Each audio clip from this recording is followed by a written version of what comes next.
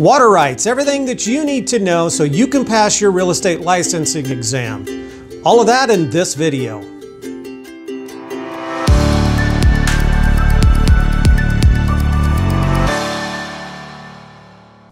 Hey everyone, my name is Paul Vojchehoske. I'm the director of Randall School of Real Estate, and welcome to our YouTube channel.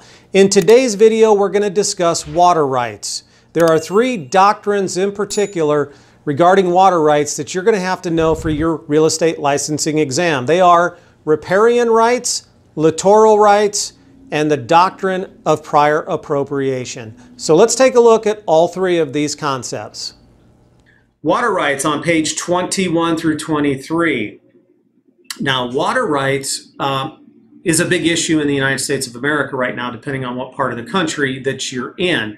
Western states, it's really where it's very, very arid and there's a lot of ranching. It's very, there's a lot of disputes. But there are three legal doctrines we have to know when it comes to water rights. The first one is called riparian, and I have it on your screen here. We're on page 21 of your book, and in fact, on page 21, in the margin, it says water rights there. You really need to highlight all three of those. And I'm going to explain what each one of them is. Riparian rights deal with properties that are adjacent to water. And what are the property owner's rights to that water, if any?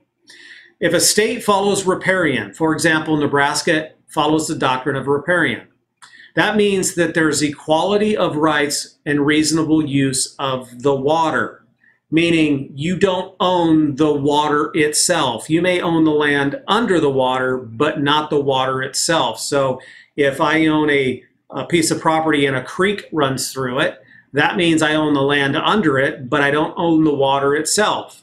And if there's a need for that water, then the first priority goes to household usage, number one.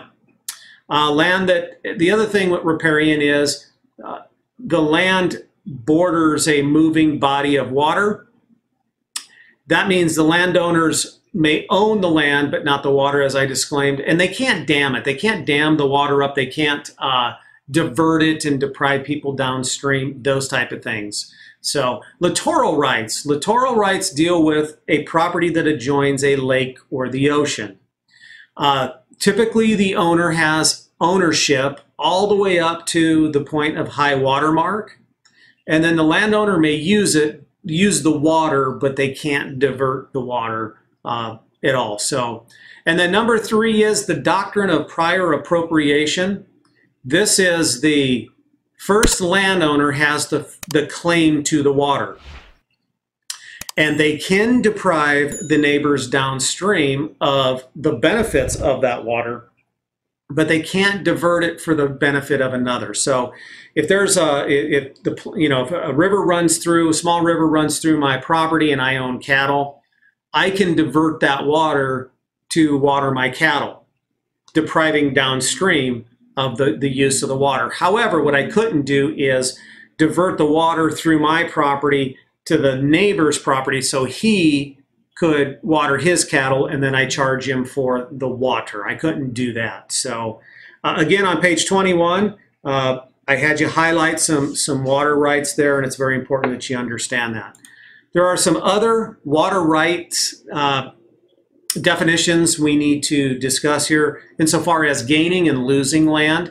There's a term called accretion, and accretion is where there's the slow gaining of land by natural forces such as wind or rain or waves, and this happens over many years or centuries. I always like to use the example in my class, the Mississippi Delta, where the sediment builds up. Property owners extend their land that are adjacent to that by the fact but through accretion. Avulsion is the sudden loss or rapid washing away of land.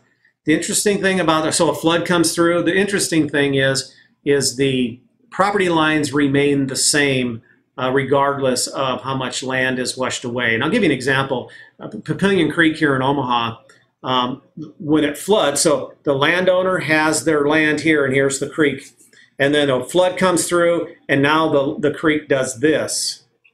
Well, I still own, my property line is still right there, but all this land here has been washed away. So And the last one is erosion. That's the gradual loss of land. Again, you should probably know those. Well, that's it for this video. More study videos to my right. Click on that video right there. And if you have not subscribed to the channel, don't be shy. Click that little circle right there. I will see you in the next video.